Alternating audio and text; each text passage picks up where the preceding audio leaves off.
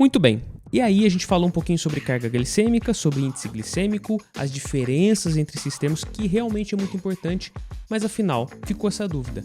Realmente eu devo considerar para uma dieta saudável, para uma boa qualidade de vida, esses índices? Será que isso realmente importa? E para não ser tão prolixo nesse vídeo, eu vou ser bem breve e bem direto para vocês.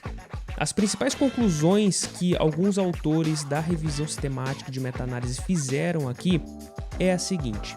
Primeira coisa, carboidratos presentes em diferentes tipos de alimentos, a gente já viu que possuem respostas fisiológicas diferentes também. E você observar uma resposta glicêmica no comportamento de abaixar após você se alimentar, ou seja, uma resposta glicêmica pós-prandial, uma redução dela, isso é considerado benéfico, isso é considerado fisiologicamente saudável. A gente também sabe que as maneiras de redução da glicemia pós-prandial desta forma seria consumir alimentos ou refeições que contenham baixo índice e carga glicêmica também. E aí a gente tem algumas evidências interessantes. Bom, primeiro de tudo, não é novidade para ninguém isso, mas consumir alimentos com baixo índice glicêmico e carga glicêmica é muito importante para o paciente com diabetes tipo 1 e tipo 2 também, para você ter um melhor controle glicêmico e para você ter uma melhor resposta do tratamento. Isso já é bem documentado na literatura.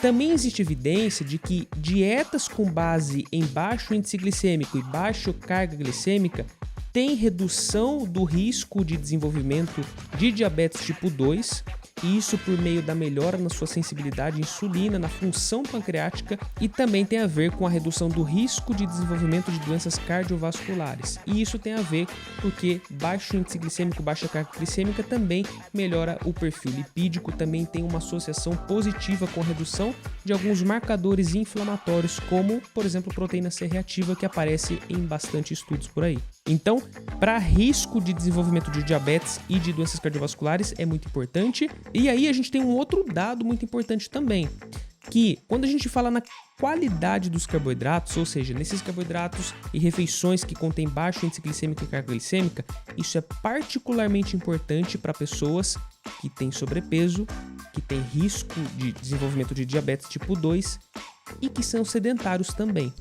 Então, para esse tipo de público, parece que esse tipo de dieta é muito mais responsiva e tem muito mais contundência em impactar sobre esses riscos do que indivíduos que não têm sobrepeso. Existem algumas evidências que até falam sobre utilizar baixo índice glicêmico e carga glicêmica para redução de percentual de gordura, para controle de peso. A gente sabe que isso tem a ver com saciedade, isso na prática dá bastante certo. A própria redução, fisiologicamente, a redução da glicemia é interessante para se manter um ambiente um pouco mais propício para o processo de emagrecimento. Então, faz sentido sim pensar dessa forma. No geral, então, para resumir para vocês, dietas com baixo índice glicêmico e baixa carga glicêmica, de fato, parecem ser relacionados com uma dieta saudável, uma dieta que promova a saúde. Só que uma coisa a gente tem que pontuar aqui.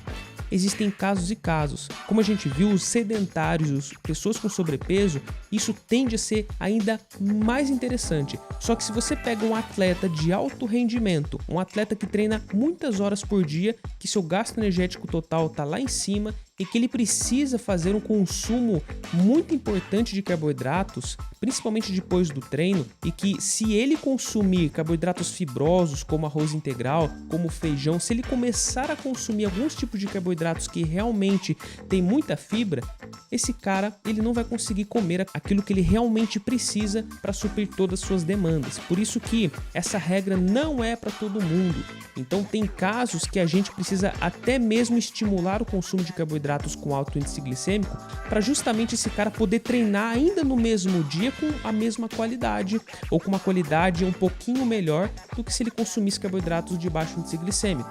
Então, na nutrição esportiva isso é um pouco controverso porque existem horas e horas a gente encaixar, mas em geral para a saúde, para o bem-estar, principalmente para as pessoas que desejam alcançar emagrecimento, é sim interessante você consumir carboidratos de baixo índice glicêmico, é sim interessante você se preocupar na sua refeição em tornar ela, com a introdução de proteínas, com a introdução de gorduras, com a introdução de alguns tipos de fibras, fazer com que ela promova uma resposta glicêmica muito mais branda do que você consumisse algo que tem um alto teor de carboidrato simples e que sozinho poderia elevar sua glicemia lá em cima.